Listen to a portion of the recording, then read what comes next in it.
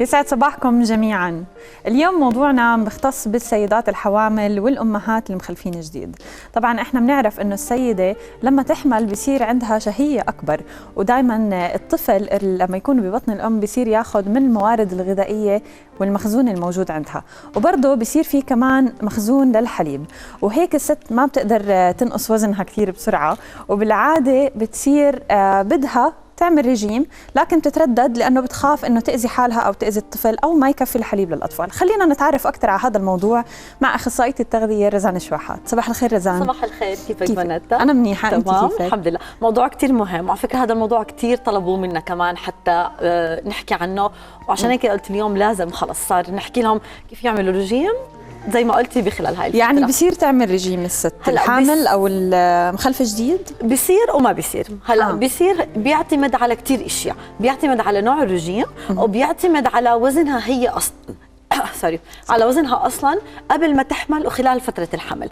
يعني نحن بنقول انه اذا كانت الست مبلشه الحمل وعندها زياده وزن او عندها سمنه، يبقى لازم انه نحن نخفف وزننا، لكن لازم ننتبه كمان انه نوعيه الاكل ما تكون على حساب المغذيات والاشياء اللي الطفل بحاجه لها كمان. طيب رزان، انت عم تحكي عن زياده الوزن، بس احنا بنعرف انه الست الحامل عادي وطبيعي يزيد وزنها، لكن في زياده وزن عن الوزن الطبيعي اللي لازم تزيده، يعني في بنقول 20 كيلو تقريبا، ولا انا غلطانه؟ حسب. هلا هاي عامه، لكن نحن شو بنقول، هي تقريبا اصلا يعني البيبي ومستلزماته من الدم يعني الحجم تبع البيبي كمان بيكون من 9 ل 11 كيلو، لكن بيعتمد زي ما قلنا على حسب وزنها قبل الولاده، قبل الحمل. اذا كان وزنها قبل الحمل اندر ويت، يعني تحت الوزن الطبيعي، معها مجال انها تزيد تقريبا 12 ل 18 كيلو.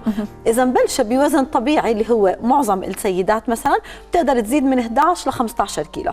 هلا اذا بلشت وعندها شويه سمنه، لا بيكون الوزن المسموح تزيده اقل، لانه هي عندها مخزون، عندها زي ما قلتي الطاقه اللي هي بدها تحتاجها اوريدي مخزنه وبقدر الطفل يستعملها، فبهاي المرحله بيكون بس 7 ل 11 كيلو.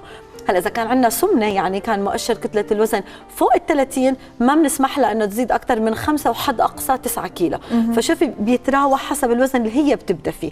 واول 3 اشهر عاده ما بيكون فيهم زياده كثير. هلا بالفتره اللي بعد بصير في زياده، لانه حتى احتياجاتها للطاقه باول 3 اشهر ما بتكون كثير كبيره.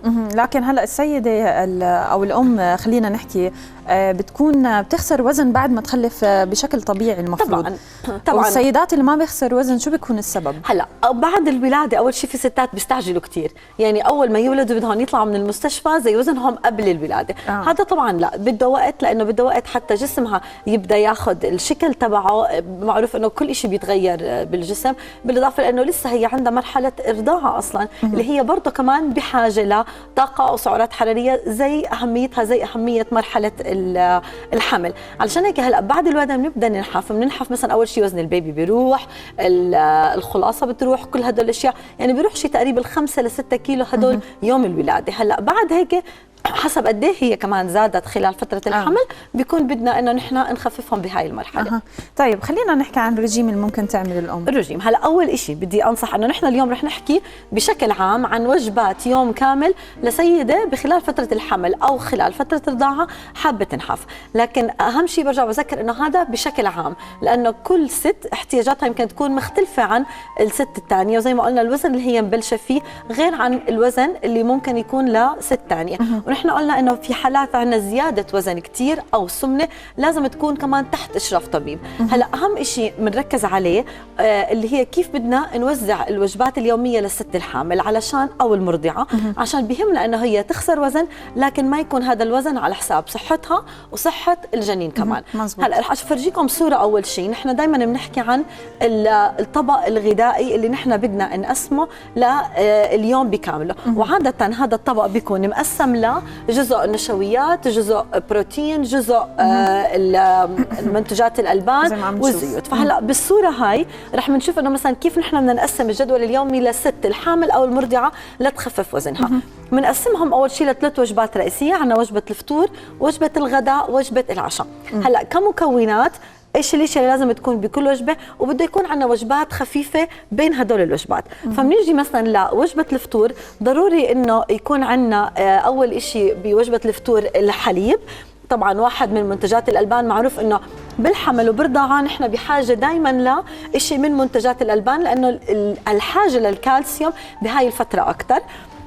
بعدين بيكون عندنا جزء من الصحن، هذا الربع اللي هو جزء من الصحن بده يكون النشويات، ربع بده يكون البروتين، وربع بده يكون الحبوب والفواكه. هلا بفتره السناك ممكن ناخذ مثلا بالسناك الاول جزء فواكه مع حصه من الحليب ومنتجات الحليب. بعدين بالغداء هلا رح احكي اكثر عن تفاصيلهم وانواعهم وكمياتهم، بس نحن كيف هلا بدنا نوزعهم بشكل عام. بعدين تيجي عندنا وجبه الغداء بيكون برضه بدنا ناخذ فيها جزء خضار، ممكن ندخل جزء فواكه، ممكن ندخل جزء النشويات، وبرضه جزء البروتين ضروري يكون موجود.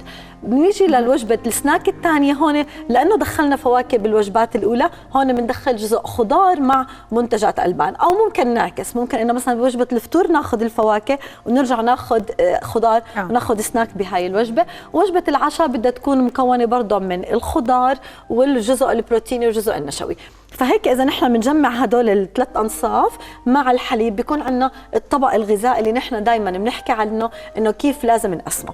فهون كنوعية، فأول ما بدها تيجي الأم تحضر وجبتها بدها دائما تفكر بهذا التوزيع، انه تتخيل صحنها وتقسم جزء منه يكون فيه النشويات، وجزء منه يكون فيه البروتين، وجزء يكون فيه خضار فواكه او منتجات الالبان. هذا بشكل عام. طب رزان معلش بدي اسالك سؤال قبل ما نشرح اكثر عن الاغراض اللي احنا جايبينهم. عن موضوع العشاء. هلا بالرجيم احنا بنعرف انه العشاء مش المفروض يكون متاخر، لكن الست الحامل او اللي بترضع هاي يعني موضوع ثاني ولا نفس الشيء؟ نفس الشيء. هلا نحن دائما بنقول مش ما يكون متاخر، نحن بنقول نوزع وجباتنا قد ما بنقدر بالنهار. يعني ما بدي مثلا ما بدنا نحط ساعه محدده. في كثير سيدات مثلا بيقولوا خلص انا بعد السبعه ما بدي اكل، وهي بتكون عم بتنام على 12. وفي سيدات بتقول بعد السبعة ما بدي اكل، اللي بتنام على 9. فلا، هون نحن ما بدنا نحدد وقت قد ما بدنا نحدد مده وتوزيع. الفكره انه نحن بخلال كل نهار يكون عندنا طاقه مستمره، فما بدنا مثلا نفطر وما نتغدى او نتغدى وما نتعشى. فاهم شيء مثلا اذا بدي احكي على وجبه العشاء اللي سالتي عنها فانيتا، اهم شيء يكون قبل بساعتين من النوم. يعني انه مش ناكل وننام ولا ناكل ونلعب رياضه، علشان نعطي وقت لمعدتنا انها تهضم الاكل. بهاي الطريقه ما بيكون عندنا مشكله بالعشاء. تمام. طب انا شايفه عندنا في كتير أطباق وكل طبق فيه يعني مكونات كتير مغذية وكتير مفيدة، بتقدر تشرحي لنا عنها؟ طبعا. هلا هون أنا جبت كمثال كيف نحن فينا نقسم الوجبات والسعرات تبعتنا. وقلنا كمان مرة الكميات اللي أنا حطيتها هون ممكن تختلف من شخص لآخر، لكن نحن بنقول كيف نوزع. هلا أول شيء بنقول مثلا وجبة الفطور قلنا بده يكون فيها جزء النشويات اللي هو هون ممكن يكون الخبز، ممكن يكون حبوب الإفطار. أهم شيء بجزء النشويات اللي بدي أختاره إنه يكون فيه حبوب كامله. يعني نحاول قد ما بنقدر ندخل الياف اكثر، لانه خاصه بهاي المرحله كمان الست الحامل او المرضعه بتمر بكثير امساك او فاحنا بحاجه للالياف لحتى نخفف طبعاً من مشاكل الامساك، بالاضافه لاهميتها بالشبع. فاذا هي عم بتحاول تخفف وزنها وقلتي بالبدايه قد ايه بيصير الشهيه اكبر، فنحن هون بدنا نسيطر شوي على الشهيه، بدنا نعطيها اشياء تشبعها اكثر. فبنركز مثلا خبزه، مش شرط خبز توست، ممكن يكون خبز عربي، ممكن يكون خبز حمام، ممكن يكون خبز الطابون، بس المهم انه نختار القمح الكامل او الحبوب الكامله. وبرضه جزء البروتين اللي هي بندخل فيها مثلا قطعه جبنه، لبنه، بيض، اشياء زي هاي المنتجات اللي هي بحاجه لها. ممكن ندخل حمص، ممكن ندخل فول. نحاول نبتعد عن الاشياء الدسمه، يعني الاشياء اللي بدنا ناخذها هي هاي الاشياء المفيده، نبتعد عن الاشياء اللي بتعطيها سعرات حراريه كثير وبتزيد الوزن اكثر وما بتعطيها فائده كثير. نحن بنسميها امتي كالوريز، زي مثلا دونتس، زي الكراسون اللي عم يعطيها زبده كثير وما عم يعطيها بالمقابل الحجم السعرات. يعني اذا بدي اخذ قطعه كرواسون بدي اخذ ربع واحده، بينما اذا بدي اخذ خبزه بقدر اخذ 2 مع جبنه. فهون نحن عم ندخل اشياء مفيده اكثر، بتشبع اكثر بسعرات اقل. وزي ما قلنا ممكن ندخل الفواكه. شفتي هاي السله، هاي كثير شغله ضروريه انها أكيد تكون موجوده، حبه موزه، بردقانه، تفاحه، حسب هي شو بتحبها. وما بننسى الحليب طبعا. هلا الحليب شو بنقول مثلا انه الست الحامل تستعمل حليب قليل الدسم او خالي الدسم حتى تاخذ الكالسيوم، تاخذ البروتين اللي هي بدها اياه، وما تكون اخذت الدسم زياده او سعرات حراريه زياده. يعني كاسه حليب كامل الدسم فيها 150 سعره حراريه، خالي الدسم 70. فانا باخذ كاستين بسعرات كاسه والفايده نفسها، يعني مش انه خالي الدسم ما في كالسيوم، لا نفس الفايده بس انا عم باخذ سعرات حراريه اقل. فهذا بالنسبه للحليب. يعني احنا بس نصحح معلومه لكثير ناس بضلهم يحكوا للامهات الامهات اللي مخلفين جديد انه ما يشربوا حليب. هذا كثير غلط، هذا كثير غلط كبير. صح. لا بالعكس احنا بحاجه للحليب بفتره الحمل وفتره ما بعد الحمل. هلا ممكن بعض الاحيان فانيتا انه بعض السيدات بتضايقوا من الحليب بيعمل لهم نفخه او مغص. هلا برضه بنقدر نقول بديل، عشان هيك انا جايبه هون مثلا لبن بنقدر ناخده زي السلطات، بدل ما انا اعمل سلطه عاديه ممكن ادخل سلطه خيار بلبن. فهون عم بساعدها تدخل اللبن اذا هي ما عم بتحب الحليب كثير، وبرضه تكون دخلت كالسيوم وبروتين. او كسناك ممكن ادخل لبن الفواكه قليل الدسم اللي ما يكون فيه سكر كثير، حتى نفس اللبن ممكن انا اضيف له فواكه، هذا بيكون سناك حلو وبنفس الوقت مفيد. بيغنيني عن مثلا اني اخذ حلويات او اشياء فيها سعرات حراريه كثير اكبر. فهي بالنسبة للوجبة الأولى خلينا نقول. وبرضه بندخل الدهون، نحن كتير بيهمنا بهاي المرحلة ندخل الأوميجا، ندخل الدهون الغير مشبعة النباتية اللي عم تعطينا فيتامين إي وبنفس الوقت عم تعطينا فائدة، مثلا 5 حبات زيتون مع وجبة الفطور، شوية زيت على اللبنة على الحمص، بنكون دخلنا برضه زيوت مفيدة. وما ننتبه من الكمية كمان، يعني مش إنه زيت زيتون بقدر أحط قد ما بدي، لأنه لسه نحن عم ندخل أشياء مفيدة لكنها غنية كتير بالسعرات. هلا وجبة الغداء الطبق الطبيعي تبعنا اللي هي بدها تكون عندنا الرز، بدها يكون عندنا جزء البروتين، وبدها يكون عندنا جزء الخضار. اللي حبيت اكثر اركز عليه غير النوعيه، يمكن نحن اكثر بنطبخ صلصات واشياء فيها اكثر او بالفرن، انه التقسيم يكون جزء كبير من الصحن هو الخضار بالاضافه لصحن السلطه، جزء الرز كوب تقريبا من الرز مع اللحوم اللي ممكن تكون سمك، ممكن تكون دجاج، ممكن تكون اللحوم الحمراء، ممكن تكون بقوليات زي مثلا الفاصوليا البيضاء، الفاصوليا الحمراء، العدس، هدول كلهم كمان بروتين غني بالالياف وقليل بالدهون واقل بالسعرات من الدهون الحيوانيه او البروتينات الحيوانيه. هلا السمك بس رح اوقف عنده شوي لان حكيت سمك، الست الحامل بتقدر تاكل سمك لكن بكميات قليله، يعني بنسمح لها مره بالاسبوع عشان بنخاف من نسبه الزئبق ما تكون عاليه كثير فيها.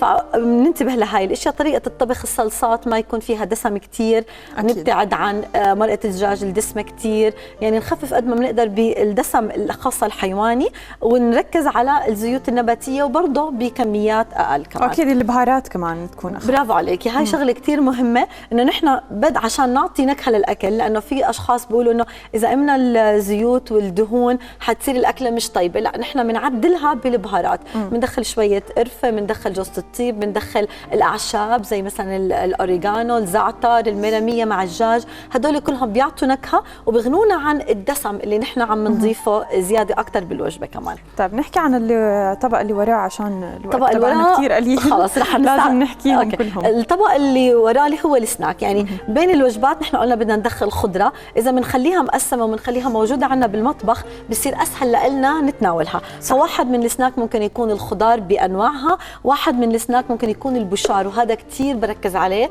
لانه بيغنيني كثير عن الشيبس اللي هو اصلا غني كثير بالسعرات الحراريه. فنحن دائما بنقول انه للست او حتى للاطفال بشكل عام لاي حدا بحب ياخذ سناك خفيف ويسليه بالليل بالسهره، هلا بالشتاء بتكتر هاي الاشياء، خلينا نروح لسناك صحي. البشار اصلا هو عباره عن ذره، واحنا عم ناخذ الذره مع قشرتها، وحجمه كمان منيح، يعني نحن مثلا هذا ما فيه سعرات حراريه كثير، يمكن فيه بس 50 سعره حراريه، فهون عم بيعطيني شيء بيشبعني كثير بفائده كثير وبسعرات حراريه قليله كثير. ففي بدائل كثير نحن بنقدر نضيفها.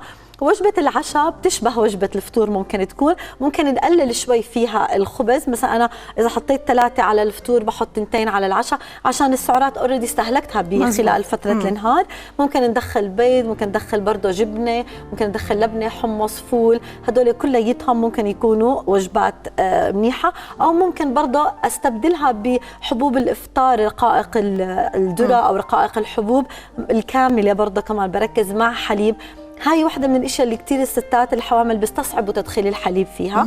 فلما باخذ حبوب الافطار مع حليب بيساعدني اني ادخل كمان كاسة حليب خلال النهار تبعي كمان. تمام، يسلموا، شكرا كثير لك رزان.